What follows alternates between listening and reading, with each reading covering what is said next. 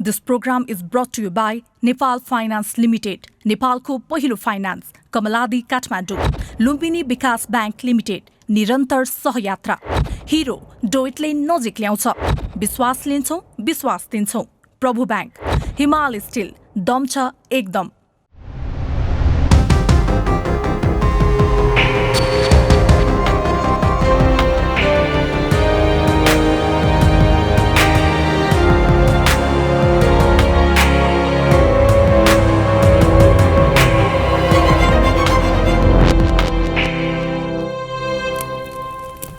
दर्शकवृन्द नमस्ते। त्यसो त नेपाली कांग्रेस सदनको प्रतिपक्ष हो। प्रतिपक्ष र सत्तारूढ बीच राज्य सञ्चालनका महत्त्वपूर्ण एजेन्डामा बेला बेला छलफल र संवाद आवश्यक नै छ।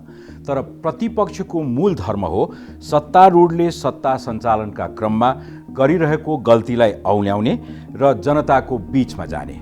सत्तारूढबाट भएका निरन्तरका कमजोरीले कांग्रेसलाई आजको दिनसम्म विकल्पका रूपमा जनताले रोजिसक्नुपर्ने हो। तर कांग्रेस प्रतिपक्ष होइन, बरु सत्ताको सहयोगी जस्तो देखिन्छ भने प्रतिपक्ष चाहिँ सत्तारूढ भित्रकै अर्को समूह। हुँदाहुँदा प्रधानमन्त्री केपी ओलीले आफ्नो सत्ता सङ्कट टार्ने सहयात्रीका रूपमा नेपाली कांग्रेसलाई प्रस्ताव गरिदिएका छन्। मैले मेरा मित्रको च्यातिएको मन अरुणा लामाको गीतमा भने चाहिँ धेरै पल्ट सिउने कोसिस गरे। सत्तारूढ नेपाल कम्युनिस्ट पार्टी लामो समयदेखि आन्तरिक विवादमा अल्झिरहेको छ। यो पार्टीभित्र चल्ने विवाद बहस अस्वस्थ हुँदा सर्वत्र त्यसको नकारात्मक असर पर्नु स्वाभाविक हो। चरम आन्तरिक विवादको छाया सरकारमा पर्दा त्यो पनि ठप्प प्राय अवस्थामा छ। विवादको श्रृङ्खला सुरु हुनु पूर्व पनि सरकारको प्रभावकारिता शून्य अवस्थामा रहेको थियो। 2/3 नजिक मत पाएर निर्माण भएको केपी ओली सरकार न जनजीविकाका सवालमा खरो उत्रन सक्यो, न विकास निर्माणका सवालमा नै। अहिले हामी अप्ठ्यारोमा छौँ, अलिकति समय लाग्छ, थोरै समय दिनुहोस्, चुलामा पाइप जान्छ। नेकपाले चुनावका बेला जनताका बीचमा गरेका बाचा कसम मात्रै बिर्सिएको छैन, जनताका दैनन्दिन समस्याप्रति पनि उदासीनता देखाइरहेको छ। केपी ओली सरकार आरम्भ भएको केही समयसम्म अपेक्षा गरी बसेका नेपाली जनता आजको दिनसम्म निराश भइसकेका छन्। केही समय उनीहरू सरकार जनपक्षीय होला भनेर सच्याउन कोसिस बमोजिम आलोचना गरे। तर सरकारलाई जनताका आलोचना र विरोधले केही नछुने भएपछि जनता अपेक्षाविहीन भइसकेका छन्। निराश पनि किन नहुन्, जनतासँग न समाउने हाँगो छ, न टेक्ने जमिन नै। लोकतान्त्रिक व्यवस्थामा सत्ता जनताको पक्षमा नहुँदा प्रतिपक्षको आश हुन्छ। प्रतिपक्षले सरकारलाई जनताको पक्षमा लाग्न निरन्तर खबरदारी गर्ने काम गर्छ। यहाँ त प्रतिपक्ष जस्तो होइन, सत्ताको सहयोगी जस्तो देखिन्छ। साना साना भागबण्डामा हिस्सा लिएर जनताका समस्या र मुद्दामा प्रतिपक्षको भूमिकामा रहेको नेपाली कांग्रेसले पनि पुरै पिठ्यु फर्काइदिएको छ। केपी ओली नेतृत्वको सरकार आरम्भ भएदेखि नै संसददेखि सडकसम्म सर्वत्र प्रभावहीन उपस्थिति देखाइरहेको नेपाली कांग्रेस खासमा सत्ताको सहयोगी जस्तो मात्रै देखिन्छ। भयभरका संवैधानिक आयोगहरू रित्ता छन्। लामो समयदेखि संसद उपसभामुख विहीन अवस्थामा रहेको छ। नेपाली कांग्रेस ती सबै आयोगमा आफ्नो भागबण्डा खोज्दै सत्तारूढको आशमा बसिरहन्छ। सरकारका तर्फबाट चालिएका भनिएका हरेक जसो निर्णय जो जनताको पक्षमा छैनन्, त्यसको अर्थ प्रतिपक्ष दललाई सत्ता पक्षले जनताको बीचमा जान अनेकन बिजनेस दिएको छ। सत्तारूढको यो लापरवाह प्रवृत्तिले कांग्रेसलाई निरन्तर व्यस्त बनाउनु पर्ने थियो। आम जनता त्यसको विरोधमा उत्रन्छन्। बरु सत्तारूढ पार्टीकै अर्को समूहका नेताहरू संसददेखि सडकसम्म विरोधमा देखिन्छन्। तर नेपाली कांग्रेस ती सबै घटनामा कहाँ हुन्छ जनतालाई थाहा पत्तो समेत हुँदैन। कांग्रेस प्रतिपक्षको रूपमा भन्दा पनि सत्ताको सहयोगीका रूपमा रहेको छ भन्ने कुरा पछिल्लो घटनाले झन बलियो गरी प्रमाणित गरिदिएको छ।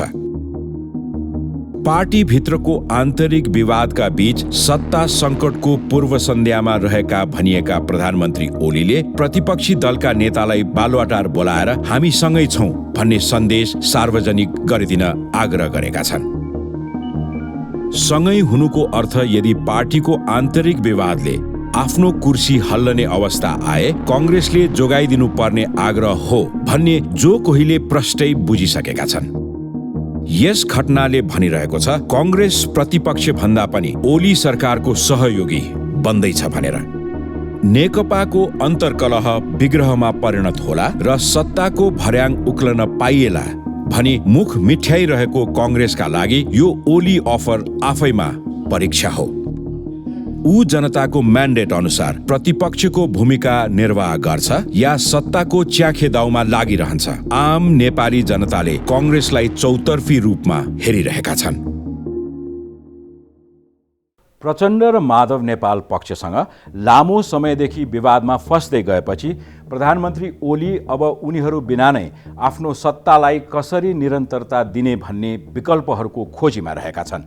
यसबीच संवैधानिक र राजनैतिक कदमहरू के हुन सक्छन् भन्ने बारे पनि प्रधानमन्त्रीका तर्फबाट पटक पटक परामर्श भएका खबर सार्वजनिक हुने गरेका छन्। यति मात्रै होइन, वैधानिक तवरबाट आफ्नो निरन्तरताका लागि प्रधानमन्त्री ओलीले प्रतिपक्षी दलका नेता शेरबहादुर देउवालाई समेत सहयोगको लागि आग्रह गरिसकेका छन्। जनताका साथमा रहनुपर्ने प्रतिपक्ष यति बेला सत्ताको साथमा मात्र होइन, सत्ताकै सारथी बन्ने स्तरमा पुग्नु चाहिँ कतिको युक्तिसङ्गत होला?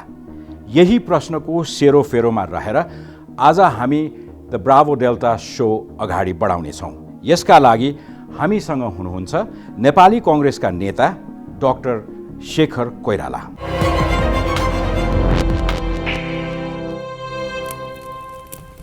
Doctor Shekhar Koirala, welcome to the Bravo Delta show.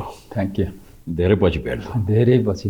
सर्वप्रथम आज म यहाँको पार्टीबाटै आज कुराकानी सुरु गर्छु। नेपाली कांग्रेसलाई यो पछिल्लो समय न जनताले आफूसँग पायो, न कांग्रेसलाई सडकमा देख्यो, न संसदमा कांग्रेसले कुनै सशक्तता देखाइरहेको थियो वा छ।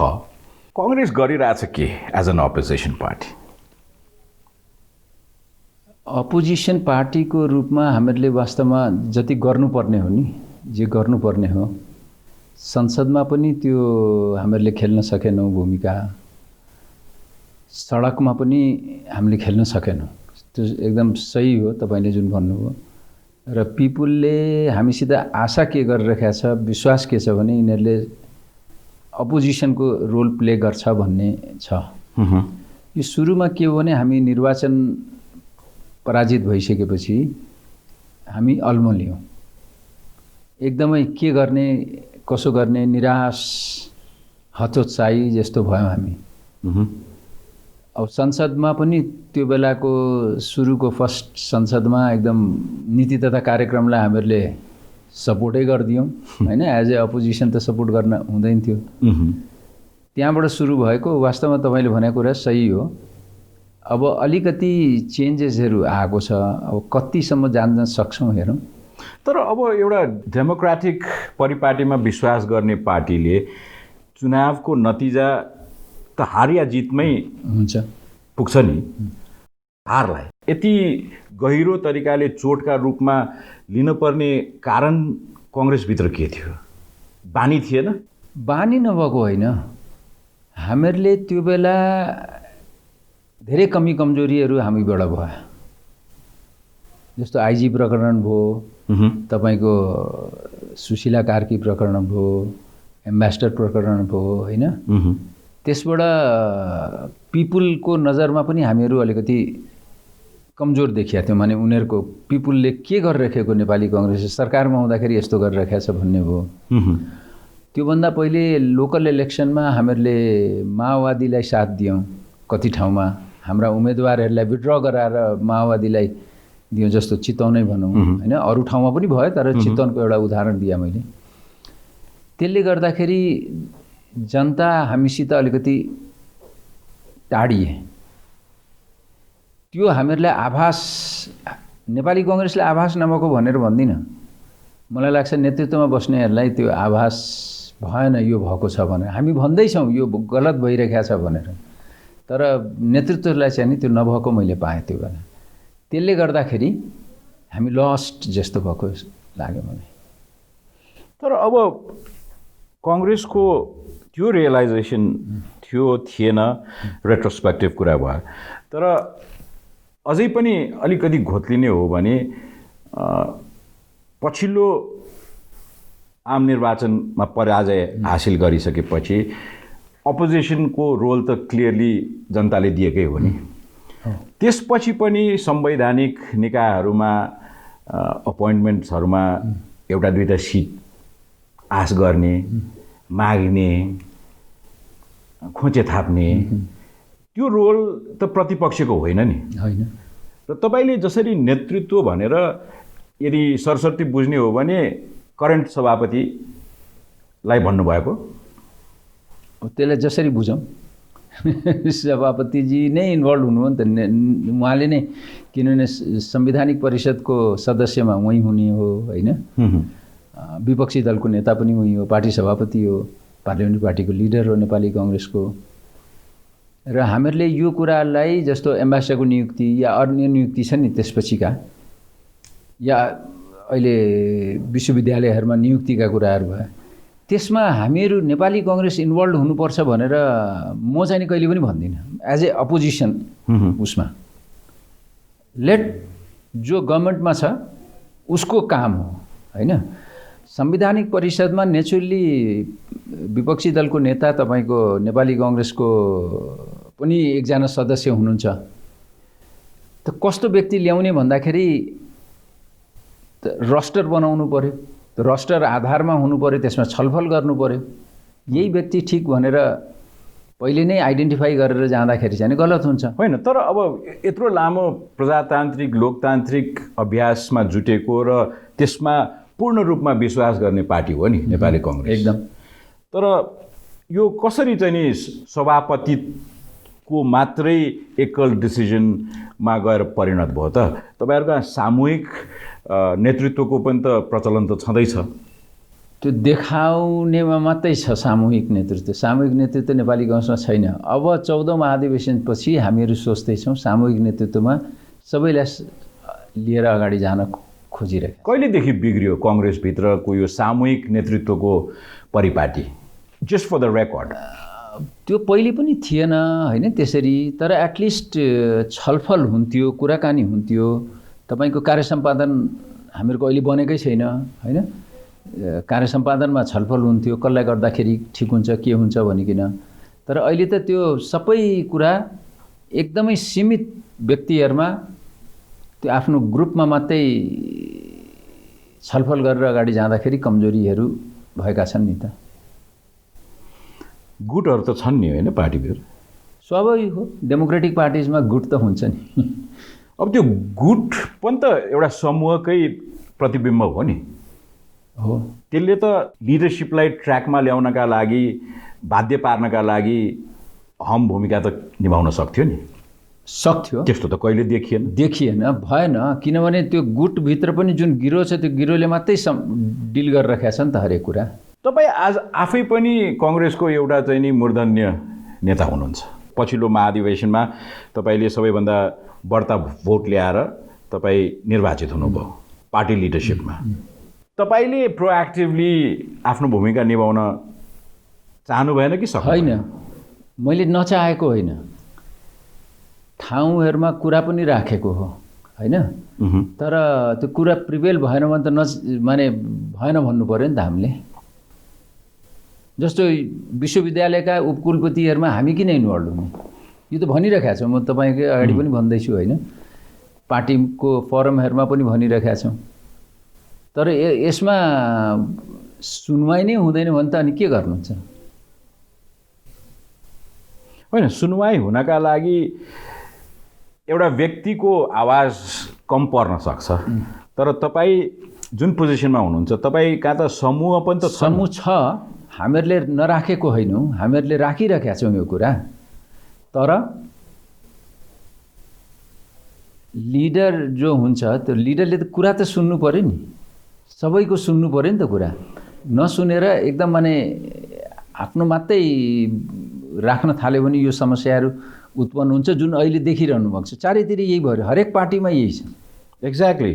नेपाली कांग्रेसमा मात्रै होइन, हरेक पार्टीमा म त यही देखिरहेको छु। अब यो नेपाली जनताको एस्पिरेसनका आधारमा जति साथ सहयोग छिमेकबाट, अन्तर्राष्ट्रिय समुदायबाट जति चर्चित छन् त्यो आफ्नो ठाउँमा होला नि, तर नेपालीहरूको एस्पिरेसन पनि त यो व्यवस्था परिवर्तनमा त ठुलो थियो नि। एकदम। र त्यो व्यवस्था परिवर्तनमा जनताले देखाएको एस्पिरेसनमा फ्रन्ट रनिङ पार्टिजहरू यति चाँडै फेल कसरी भयो त? तपाईको पार्टी त्यस्तै छ, सत्तारूढ पार्टी हेऱ्यो इन द वर्ज अफ स्प्लिट जस्तो देखिन्छ। होइन, मलाई के लाग्छ भने तपाईको अहिले हामी जसरी अगाडि बढ्यौँ नि, त्यो बेला भनौँ न आन्दोलन गर्दाखेरिको परिस्थिति र हाम्रो सोचाइ, पोलिटिकल पार्टिजहरूको, नेपाली कांग्रेसको, त्यो बेलाको एमालेको या माओवादीको भनौँ न, होइन, सोचाइ र अहिलेको संविधान हेर्नुभयो भने त्यो मेलै खाँदैन।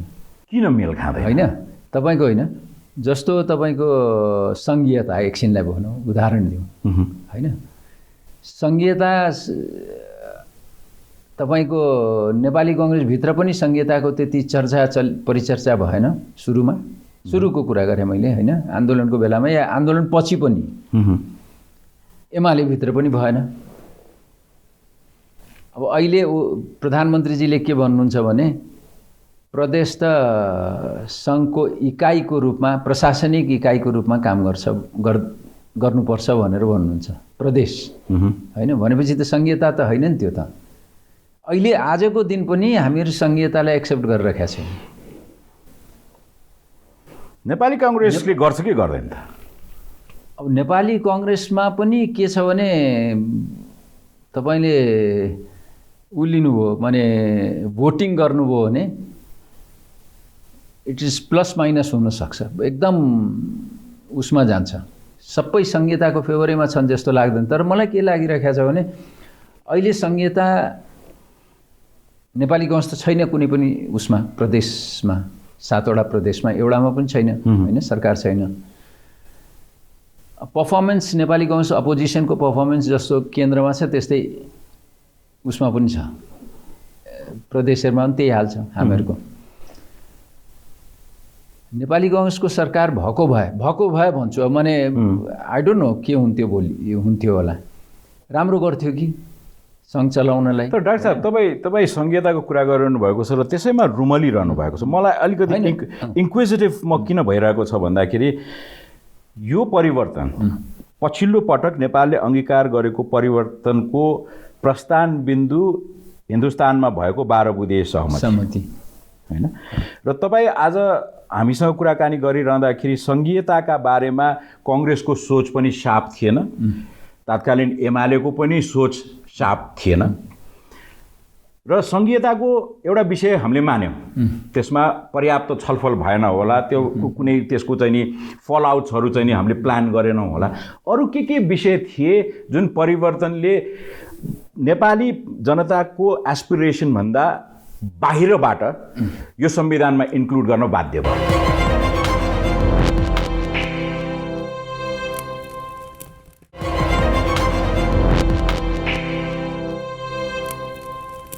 नेपाली जनताको एस्पिरेसन भन्दा बाहिरबाट यो संविधानमा इन्क्लुड गर्न बाध्य भयो। अब अर्को तपाईको धर्मको इस्यु हैन, धर्मको इस्यु थिँदै थिएन। वास्तवमा मलाई सोध्नुहुन्छ भने कुनै बेला पनि धर्मको इस्यु छलफलमा आएको छैन।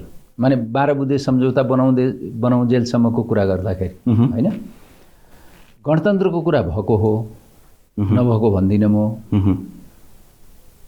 तर गिरिजाप्रसाद कोइराला उहाँ चाहिने अहिले भनिहाल्नु हुँदैन, अहिले भन्यो भने त्यो आउँदैन, हामी पूर्ण प्रजातन्त्रै भन्छौं र पार्लियामेन्ट्री इन्स्टेटैको कुरा गर्छु भनेर उहाँले पटक पटक एकचोटी हैन प्रचण्डजीलाई जति पटक भेट्नुभयो, प्रचण्डजीले गणतन्त्रै भनिरहनु भयो, गिरिजाप्रसाद कोइरालाजीले सधैँ पूर्ण प्रजातन्त्रै भनेर अगाडि बढ्नुभयो।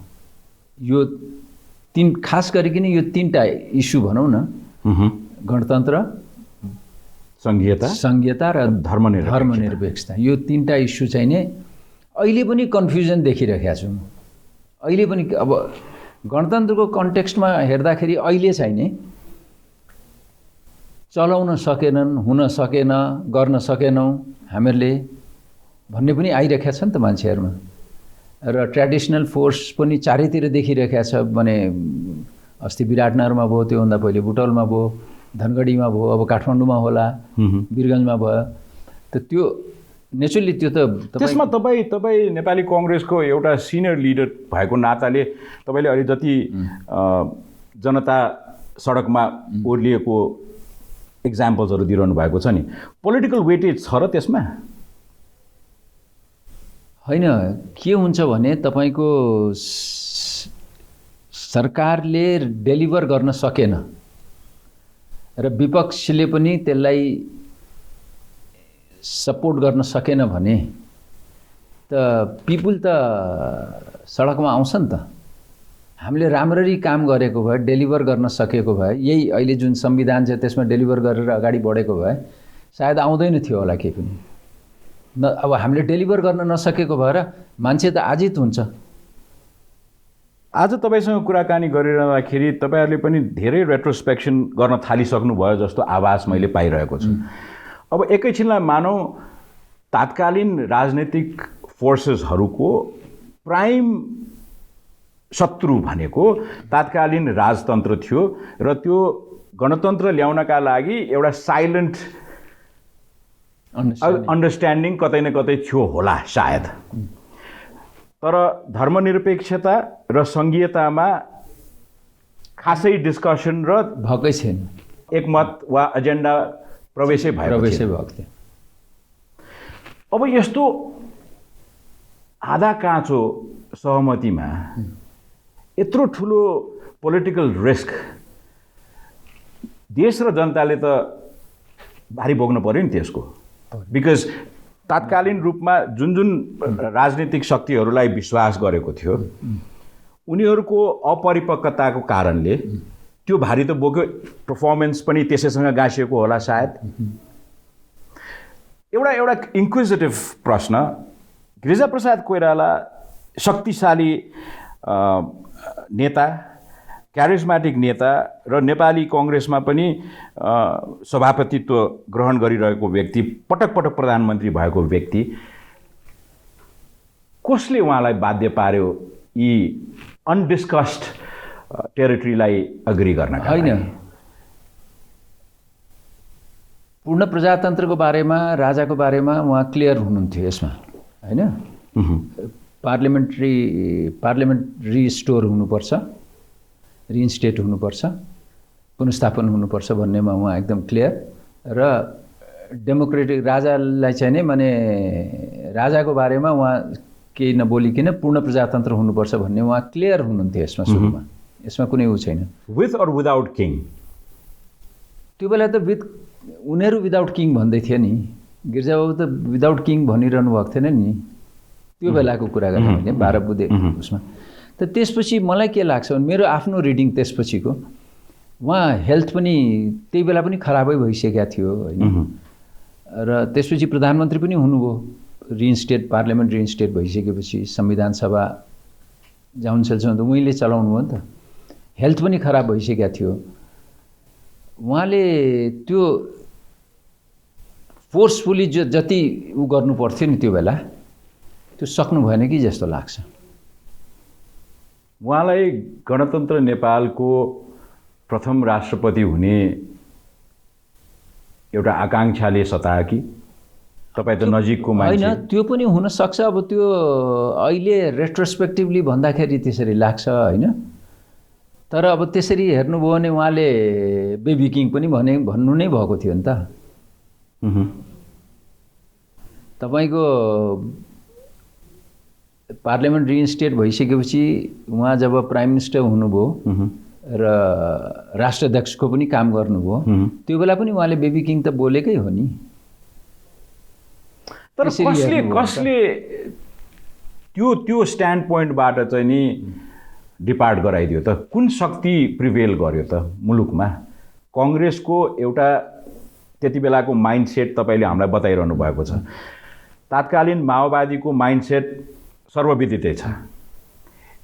तात्कालीन एमालेको माइन्डसेट पनि लगभग होइन। त्यसमा हेर्नुहोस् के थियो भने नेपाली कङ्ग्रेसभित्र पनि एमाले भित्र पनि, त्यो बेलाको एमाले भनौँ न, सबैमा एउटै विचार त थिएन त। नेपाली कङ्ग्रेसभित्र पनि कोही गणतन्त्रै भनेर पनि हिँडिरहेको थियो नि त। त्यो त गिर्जाओले सबैलाई समेटेर हिँडिरहनु भएको थियो होइन। एमाले भित्र पनि एउटा शक्ति थियो जो कि गणतन्त्र भनिरहेको थियो, अर्को शक्ति जो तपाईँको होइन संवैधानिक राजतन्त्रै भए पनि हुन्छ भनेर हिँडिरहेको थियो नि त। त्यो पनि थियो नि त। त्यो पनि हुन्छ। अब त्यो विदेशी शक्तिहरू मात्रै भएर पनि हुने होइन रहेछ। हेर्नुहोस्, हामीहरू सबै कुरामा विदेशी शक्तिलाई मात्रै उदिन्छौँ हामी। तर खेल्ने मौका त पाए नि। खेल्ने मौका हाम्रो कारणले पाए नि। त्यो खेल्ने मौका हामीहरूले दिँदाखेरि हुन्छ नि। हामी अगर कमजोर भयौँ भने नेपाली कङ्ग्रेस कमजोर भयो भने विदेशी शक्तिले खेल्ला, या नेकपा कमजोर भयो भने विदेशी शक्तिले खेल्छ। त्यो त स्वाभाविक हो नि। तर अब रेट्रोस्पेक्टिभ कुरा गरिरहँदाखेरि भूमिकाहरू हुन्छ नि। तपाईँलाई अहिले कुनै आफूले खेलेको, तात्कालीन रूपमा आफूले खेलेको भूमिकामा केही रिग्रेट छ? म रिग्रेट त गर्दिनँ। किन रिग्रेट गर्ने? अगाडि बढ्ने हो नि। तपाईँको रोल र तात्कालीन गृहमन्त्री पनि रहनुभएका सिटौलाजीको रोल युनिफर्म थियो कि तपाईँहरूका फरक टास्किङ थियो? युनिफर्मै थियो। किन सोधिरहनु भएको छ? युनिफर्म थियो। युनिफर्म थियो। अहिले पनि युनिफर्मै छ होइन? अहिले परिस्थिति अर्कै छ होइन। अब छलफल हुन्छ, भेटघाट हुन्छ, कुराकानी हुन्छ, तर यो विषयहरूमा त छलफलहरू भेटघाटहरू त्यस्तो भइरहेका छैन। तर डाक्टर साहब, आज तपाईँले जसरी 12 बुँदे ताकाको नेपाली राजनीति, त्यति बेलाको राजनैतिक माइन्डसेट र त्यसबाट नेपालले पाएको प्रतिफलका बारेमा आज हामीलाई you वक्ड us through the memory lane. आज जुन नेपालले राजनैतिक हविगत भोगिरहेको छ, नेपाली जनताले करिब 2/3 बहुमत दिएर पठाएको पार्टी हविगत तपाईँले पनि देखिरहनु भएको छ, हामीले पनि देखिरहेका छौँ, दर्शकहरूले पनि देखिरहेका छन्। तपाईँहरूलाई जनताले अपोजिसनको भूमिकामा लिमिट गरेको थियो। त्यो भूमिकामा पनि नेपाली कङ्ग्रेस जस्तो सशक्त पुरानो पार्टी खरो उत्रिन सकेको छैन। म again to next generation of Nepalese, younger generation of नेपालीजलाई यो चिज बुझ्न र बुझाउन हाम्रो जेनेरेसनले पर्छ जस्तो लाग्छ। त्यो इन्डिसाइसिभ निष्कर्षले नै आजको स्थितिलाई आकर्षित गरेको हो भन्ठान्नुहुन्छ कि यसको छुट्टै कारण छ?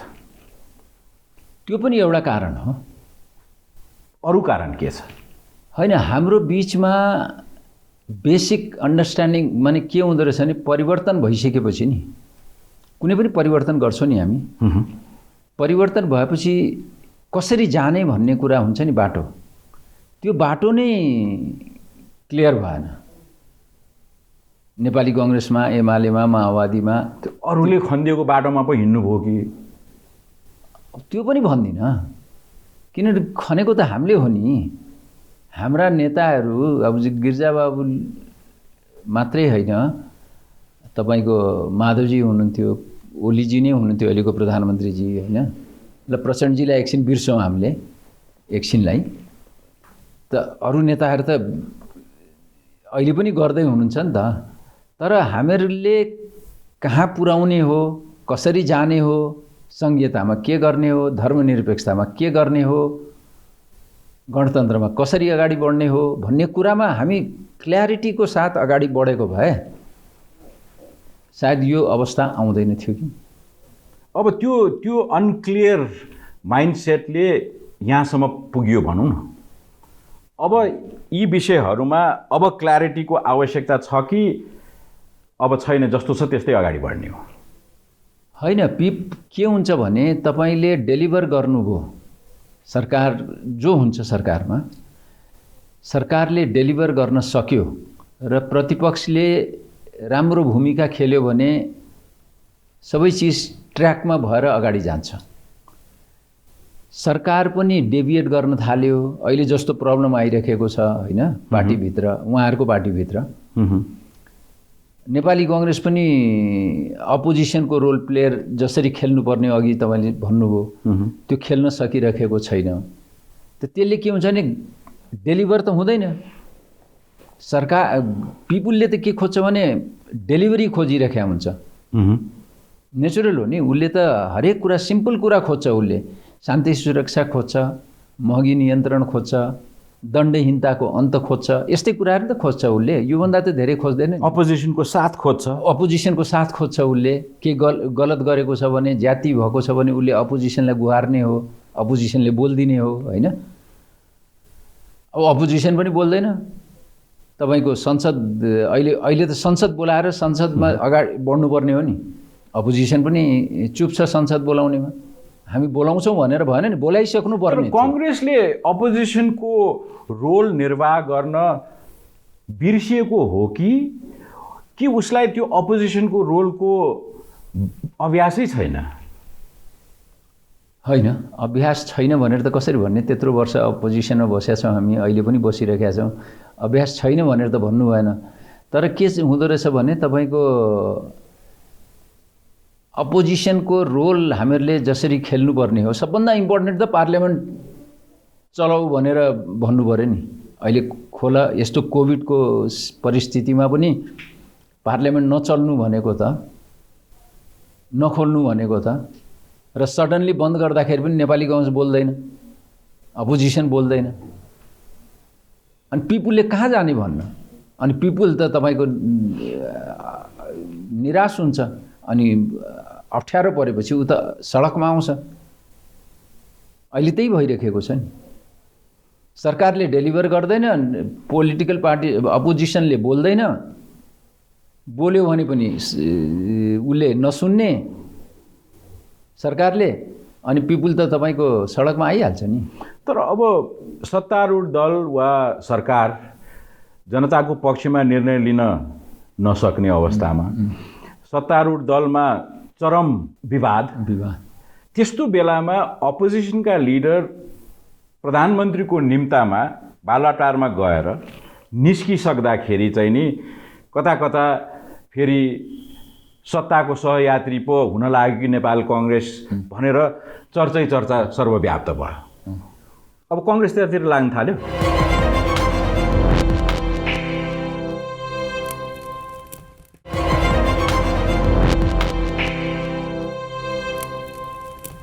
सत्ताको सहयात्री पो हुन लाग्यो कि नेपाल कांग्रेस भनेर चर्चा सर्वव्याप्त भयो।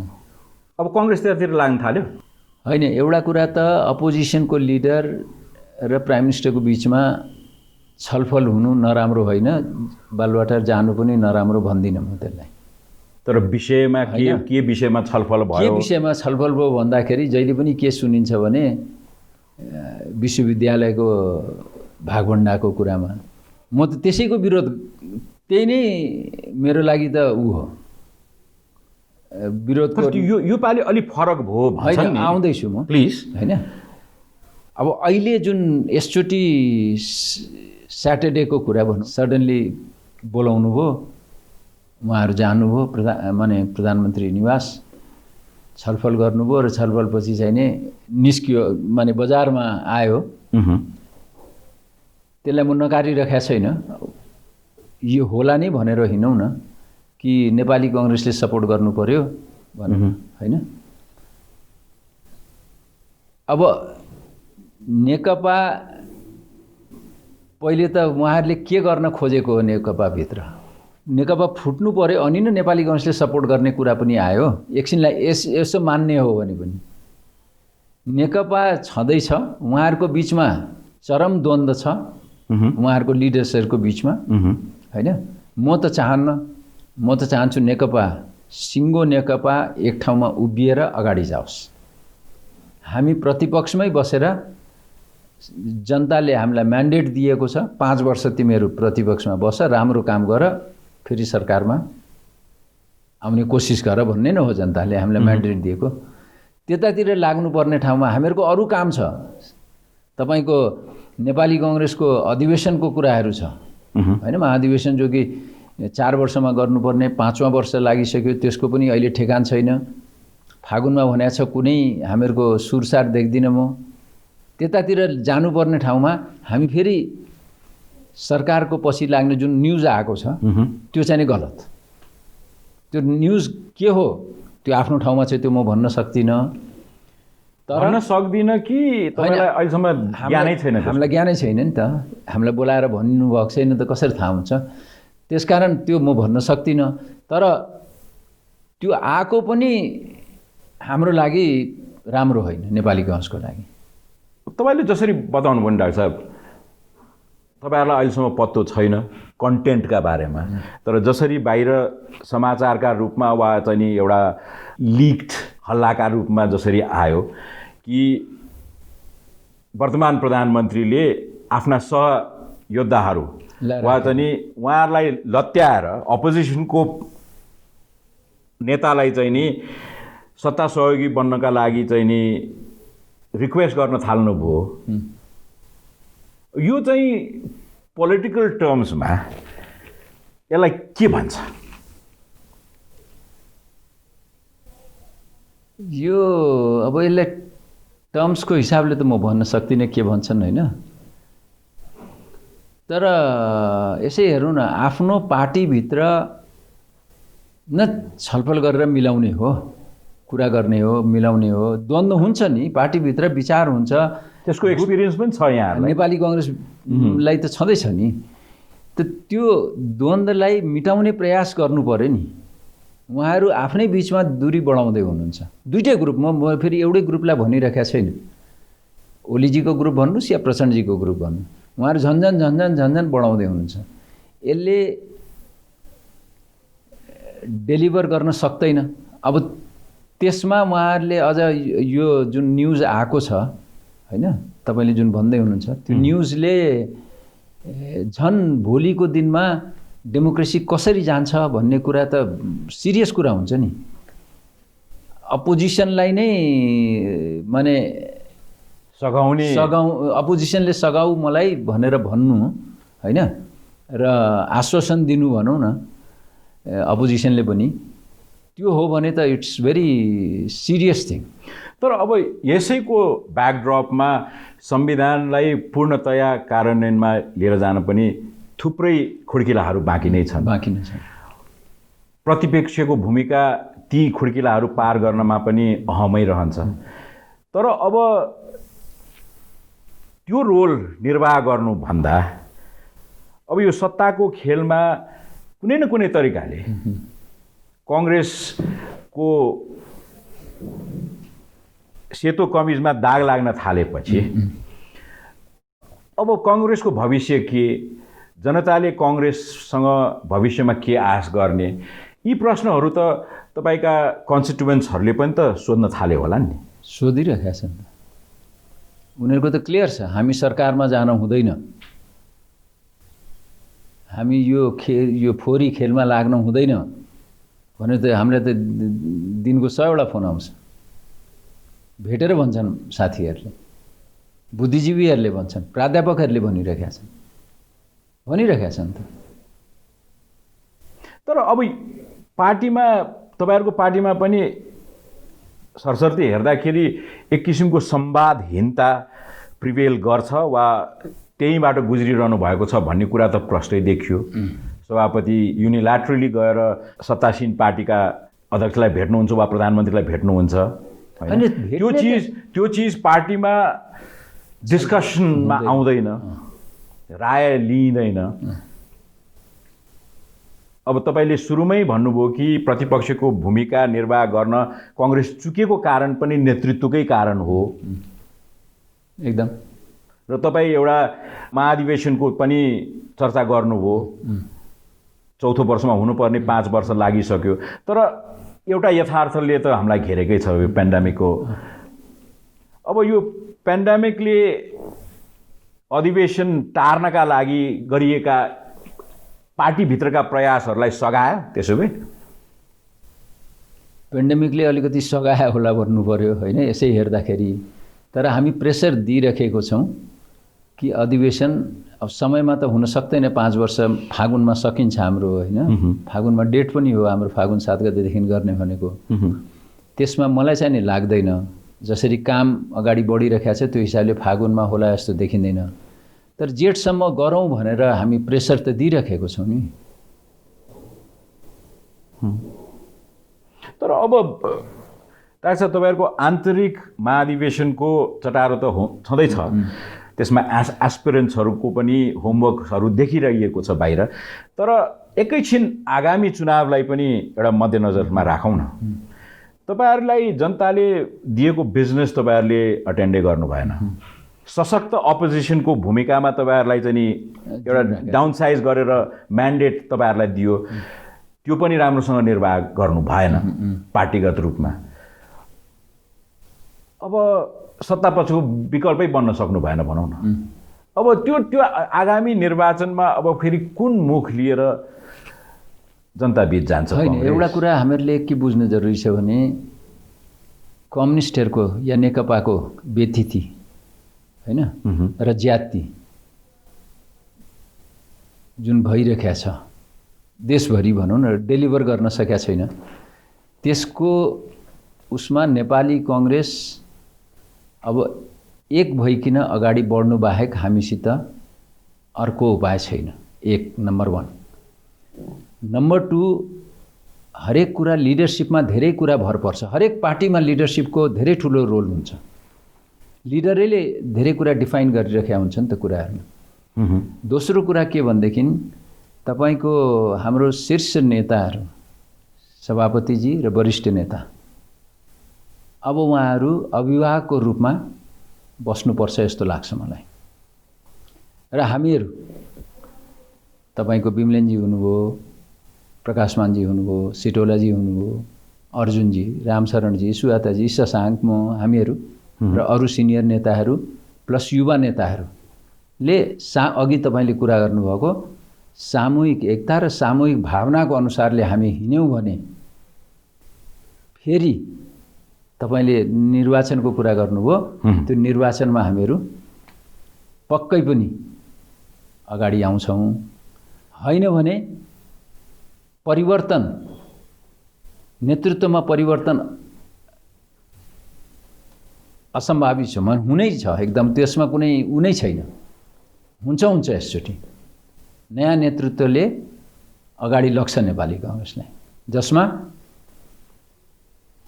युवाहरूको ठुलो भूमिका हुन्छ। त्यसलाई मैले चाहिँ नि अलिकति एउटा नयाँ वर्ड मैले सृजना गरेको छु, त्यो अनुर्जा भन्छु म। अनुभव माने सिनियर नेताहरूको अनुभव र युवाहरूको ऊर्जा। अनुभव र ऊर्जालाई अनुर्जाबाट ऊर्जानुभव भन्नुभएको भए अझ बेटर हुन्थ्यो होला नि। मैले अनुर्जा भने, अनुर्जा अलि नेगेटिभ सुन्दैन र? अब त्यो मैले बनाएको छ, अब ठिकै छ, त्यो तपाईँले भने पनि म उ गर्छु। त्यो त्यसरी हामी अगाडि बढ्यौँ भने नेपाली कांग्रेसलाई विश्वास, अहिले पनि जनताको विश्वास छ, हामी त्यसलाई गर्न सक्छौँ। तर यसमा एउटा के छ भने अहिले नेपाली कांग्रेसमा धेरै पार्टीहरूबाट प्रवेशको लहरै आइरहेको छ। सिनियर साथीहरू अरू पार्टीहरूबाट होइन, राप्रपाबाट भनौँ, राप्रपाको पनि डिफ्रेन्ट ग्रुपहरू छ, अनि मधेस तपाईँहरू आफै त मिल्नुहुन्न, अरू पार्टीबाट आएकाहरूलाई कसरी मिलाएर तपाईँहरू अगाडि लानु बनिरहेको छ नि त। तर सँगसँगै के छ भने हाम्रै सिनियर नेता 2 जना, गोविन्दराज जोशी र तपाईँको पुष्करनाथ ओझा होइन, उहाँहरूलाई चाहिँ नि हाम्रा 2टा वरिष्ठ सभापतिजी र रामचन्द्रजीको इगोको कारणले उहाँहरूलाई चाहिँ नि अनुशासनको कारबाही भएको छ। म त के भन्छु भने तपाईँकै टेलिभिजनको मार्फतबाट जो नेपाली कङ्ग्रेस छोडेर जानुभयो होइन, तिनीहरूलाई पनि आह्वान गर्न चाहन्छु आज, जो कि नेपाली कङ्ग्रेसलाई धेरै माया गर्ने, डेमोक्रेसीलाई माया गर्ने व्यक्तिहरू जो एकदम शिथिल हुनुभएको छ, अहिले कम्युनिस्टहरूको व्यतिथि र जातिको विरुद्धमा हामीहरू एक हुन जरुरी छ। तपाईहरु सबै नेपाली कङ्ग्रेसमा आबद्ध भएर अगाडि बढ्नुहोस्। त्यो गर्न सक्यौँ र उहाँहरू गोविन्दजी, तपाईको पुष्करनाथ ओझाजी जस्ता व्यक्तिहरूलाई हामीले नेपाली कङ्ग्रेसमा फेरि अनुशासन उसबाट हटाएर अनि ल्याएर अगाडि बढ्यौँ भने नेपाली कङ्ग्रेस पुरानो अवस्थामा हामी फर्काउँछौँ, सक्छौँ हामी। महाधिवेशन जहिले होला होइन, त्यो भन्दिनँ। महाधिवेशन त तपाईँको जेठभित्र गर्नै पर्छ हामीले। हुन त संविधानको अनुसार 6 महिना अझ दिएको छ, भदौसम्म जान सक्छ होइन। भदौसम्म जाँदाखेरि कुनै कारणवश, अहिले त कोभिड पनि छ, तपाईँले अघि पनि भन्नुभयो होइन, कोरोना भाइरसको कारणले सर्यो भने त हामीहरू त विल बी नो वेयर र फेरि स्थानीय निर्वाचन पनि त्यसका लागि अल्टरनेटिभ प्लान्स पनि छ कङ्ग्रेससँग। हामी जसरी भेला गर्नका लागि होइन, काठमाडौँमै पेन्डेमिकले गर्न नदेला, तर जिल्लामा त गर्न सकिन्छ नि त। जिल्ला पहिले 2014 सालसम्म त जिल्लामा अधिवेशन हुन्थ्यो, त्यो महाधिवेशन अनि रिजल्ट चाहिने महाधिवेशनको दिन डिक्लेयर हुन्थ्यो। यहाँ त्यो बेला तपाईँले जुन कङ्ग्रेसमा आएको विग्रह र यसको चाहिँ नि जुन राजनीतिक साख गिरेको जुन अनुभूति छ तपाईलाई पनि, र अब उपरान्त कङ्ग्रेसले अपनाउनु पर्ने कामहरूका बारेमा जुन आज हामीसँग सेयर गरिरहनु भएको छ नि, कङ्ग्रेसको एस्पिरेन्ट नेतृत्व कहाँ देख्नु भएको छ तपाईले? शेरबहादुर देउबा यदि स्टेप डाउन गर्नुभयो वा उहाँले निर्वाचनमै लडेर पराजित हुनुपर्ने अवस्था आयो भने हु इज द कन्टेन्डर? होइन, हामी छौँ नि, यतिका अघि मैले नामहरू लिएँ, उहीँहरू हो, हामीहरूले गर्ने हो, युवाहरूको साथ लिने हो, अगाडि जाने हो नि, सकिन्छ। पहिले बिपी हुँदाखेरि बिपी बित्नु भने के हुन्छ भनेर सोच्थ्यौँ हामी। गणेशमानजी किसुनजी गिर्जा हुनुभयो होइन, गणेशमानजी बित्नुभयो के हुन्छ भन्यौँ, किसुनजी गिर्जाले ठिक छ, उहाँहरूको बिचमा डिफ्रेन्सेस त भयो, म भन्दिनँ डिफ्रेन्सेस भएन, तर चल्यो त चलाउन सक्दैन।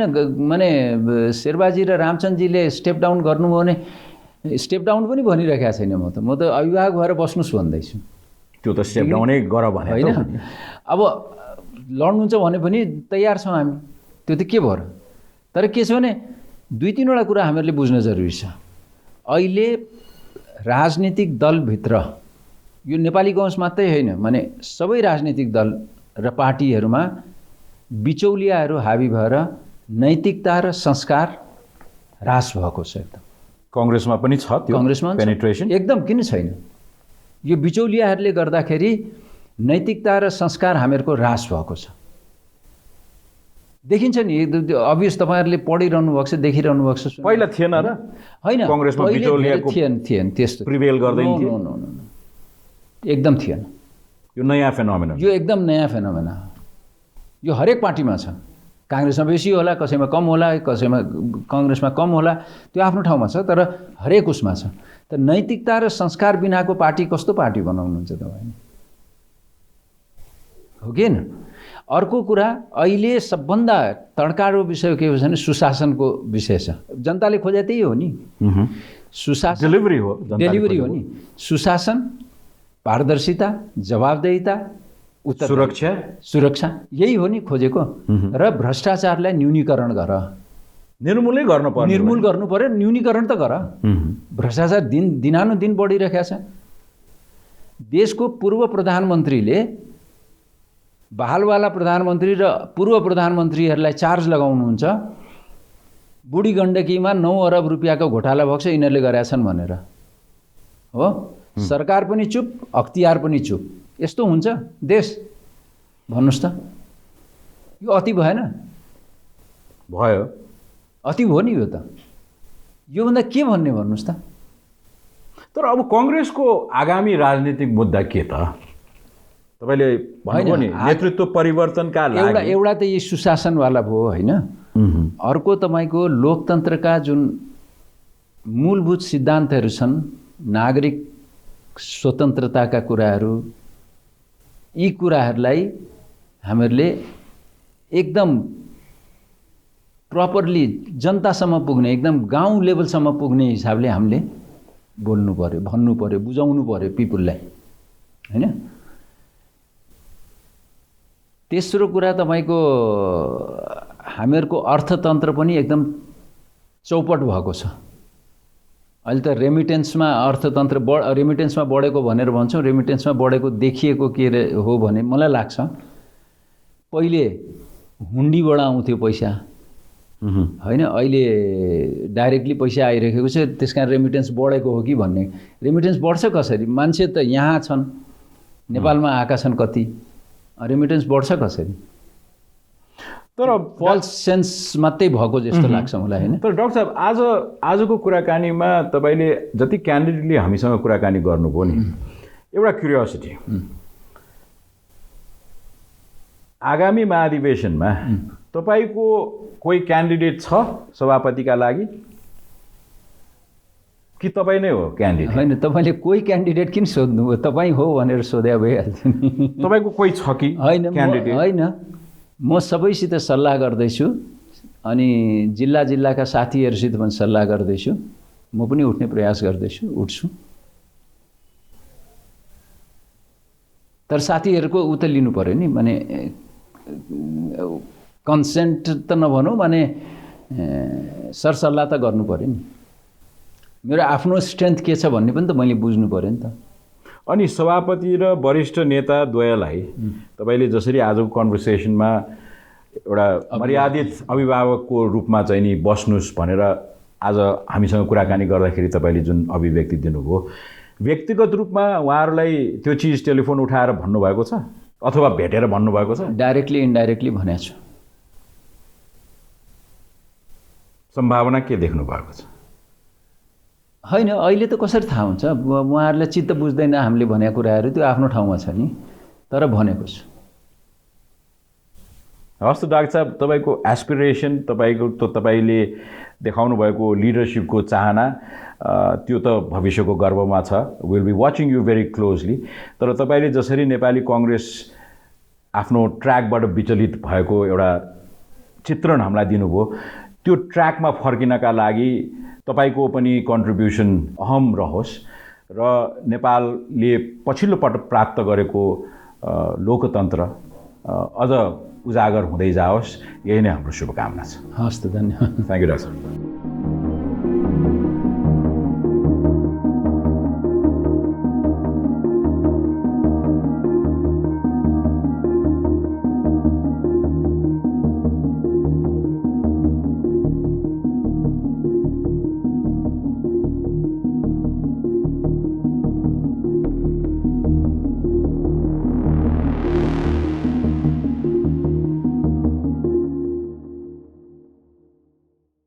This program is brought to you by Nepal Finance Limited, नेपालको पहिलो फाइनान्स, कमलादी काठमाडौँ, लुम्बिनी विकास बैंक लिमिटेड, निरन्तर सहयात्रा, हिरो डोइटले नजिक ल्याउँछ, विश्वास लिन्छौँ, विश्वास दिन्छौँ, प्रभु बैंक, हिमाल स्टिल, दम छ एकदम।